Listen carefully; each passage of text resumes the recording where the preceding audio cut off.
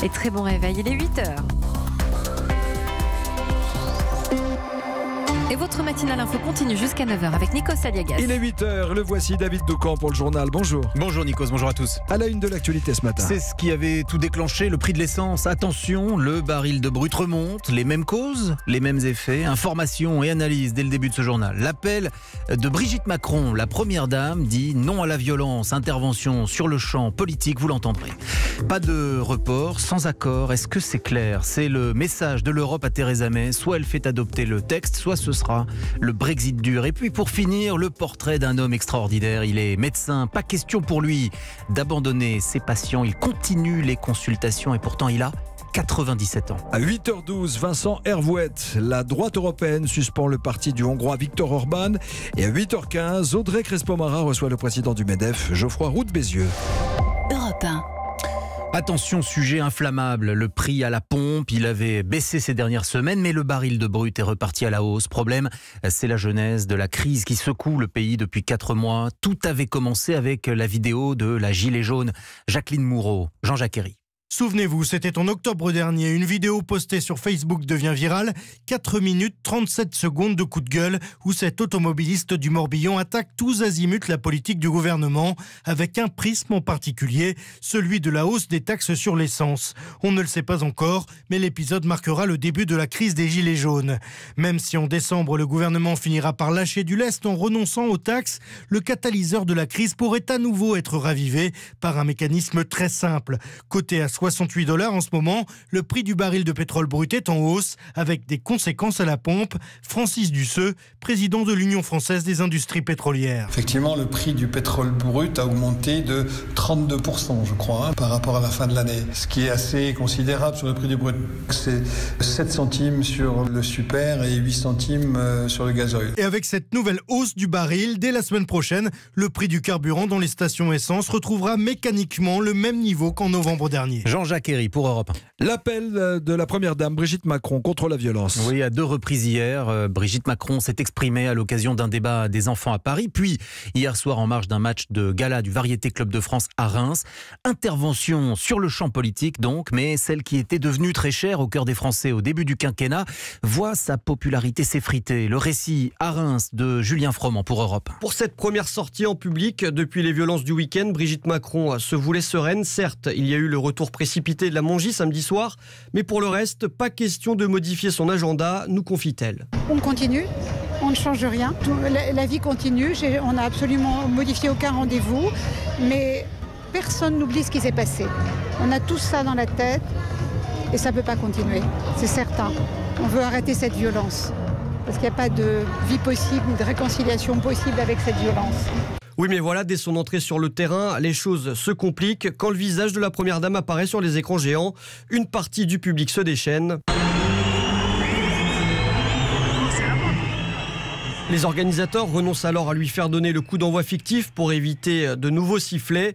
C'est donc depuis le banc de touche que Brigitte Macron assiste à la première mi-temps avant de s'éclipser discrètement dans les loges du stade et de quitter l'enceinte juste après le coup de sifflet final. Julien Froment pour Europe 1 et j'ajoute au sujet de ce fameux week-end au ski si controversé la semaine dernière. Brigitte Macron a tenté de prendre la défense de son époux en précisant que c'est elle qui avait préparé ce qu'elle appelle une escapade. Par ailleurs, le Premier ministre a décidé d'annuler son déplacement en Guyane où il devait passer tout le week-end. Édouard Philippe préfère rester à Paris au cas où les choses dégénèrent comme la semaine dernière.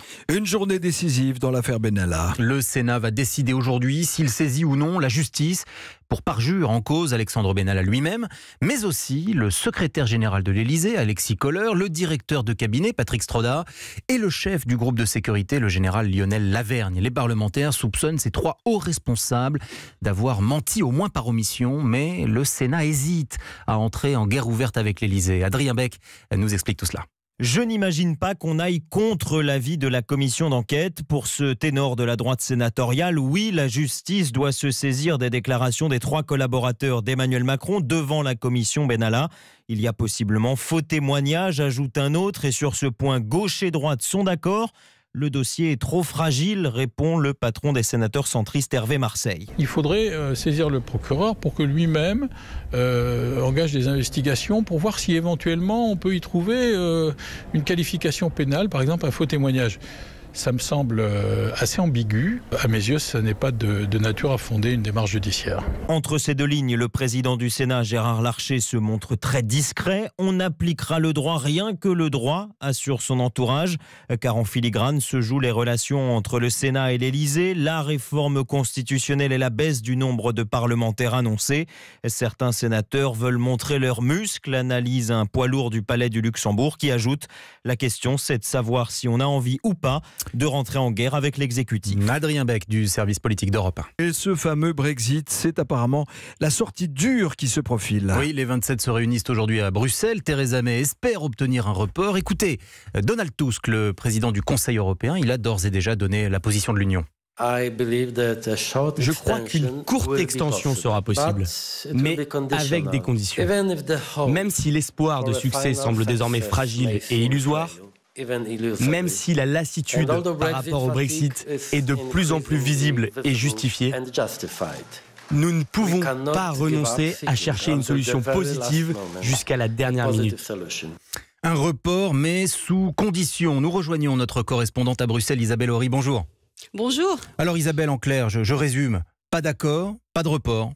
Oui, c'est ça. Aujourd'hui, les 27 vont dire à Theresa May, ne compte pas sur nous pour t'aider. D'abord, tu rentres et tu fais enfin voter notre accord, celui qui a déjà été rejeté 2 fois par le Parlement britannique. Si par miracle, il passe la semaine prochaine, alors les 27 donneront un délai court, au mieux jusqu'aux élections européennes de mai. Et si c'est non, alors les 27 attendent que Theresa May revienne à Bruxelles la semaine prochaine avec un plan B précis et convaincant. Nouvelles élections, 2e référendum, accord entre tous les partis. Bref, tout ce qu'elle refuse depuis des mois. Mais sans plan B, elle n'aura pas de délai. Je vous écoute Isabelle, on a l'impression qu'on va au hard Brexit. Le no deal, on y va tout droit. C'est dans toutes les têtes ici, c'est flagrant depuis quelques heures. Alors certains, comme les Allemands, tremblent pour leur économie, ils veulent l'éviter. Mais la France tire ses homologues vers une position dure. Emmanuel Macron ne veut pas signer un chèque en blanc pour des mois aux Anglais. Il pense que le coût politique sera trop élevé pour l'Europe. Hier, un diplomate m'a dit « Vous croyez qu'on va dégainer un compromis à la dernière minute, comme d'habitude ? Mais là, on négocie pas en famille entre nous. On négocie avec un pays qui part. Ça n'est pas comme d'habitude. » Merci à vous Isabelle Horry, vous êtes la correspondante d'Europe 1 et vous étiez en direct de Bruxelles. Un carnage a été évité en Italie, David. La police a sauvé in extremis 51 collégiens pris en otage dans un bus par le chauffeur. Cet Italien d'origine sénégalaise détenait les enfants dans le véhicule en les menaçant avec des bidons d'essence et un briquet. C'est un adolescent, lui-même otage, qui a réussi à récupérer un téléphone et à prévenir la police. Le forcené a invoqué le sort des migrants africains pour justifier son geste. Il a été interpellé sous les chefs de prise d'otage incendie avec la circonstance aggravante de terrorisme. Après le massacre de Christchurch en Nouvelle-Zélande, la première ministre néo-zélandaise a annoncé cette nuit l'interdiction de la vente des armes semi-automatiques et automatiques. Je vous rappelle que 50 fidèles musulmans ont été abattus il y a près d'une semaine par un suprémaciste blanc.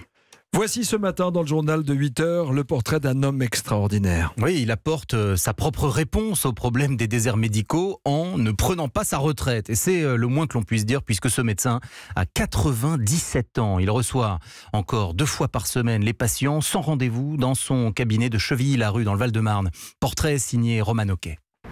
90 ans le séparent de son plus jeune patient, car le docteur Chenet a accroché sa plaque en 1951. Depuis, son dos s'est un peu voûté, mais derrière son bureau, l'écriture est assurée, même pas besoin de lunettes. Je renouvelle vos médicaments, là, c'est du sang.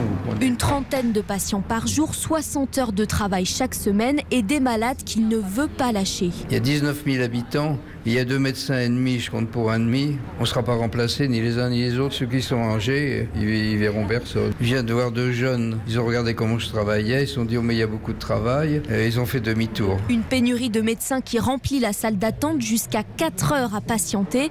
Mais pour Christian Chenet, l'écoute contribue à la guérison et c'est pour ça que Mohamed vient au cabinet depuis 20 ans. Les autres médecins, ils regardent beaucoup à l'horloge, avec lui non. Il fait plus que la relation docteur-patient. Quand il vous voit dans un tel état, lui-même, on dirait qu'il sentait votre douleur. Je le respecte beaucoup, je lui tire le chapeau.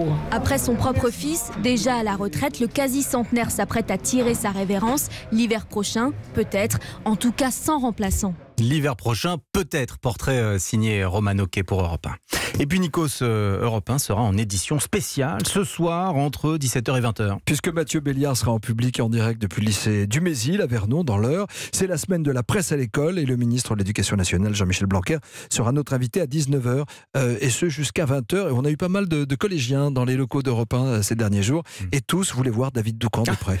Ouais, vraiment. Et peut-être même Vincent Hervouet. Il voulait des autographes, je les ai renvoyés vers vous. Je leur ai dit, vous voyez avec Nikos. Merci David. Voilà.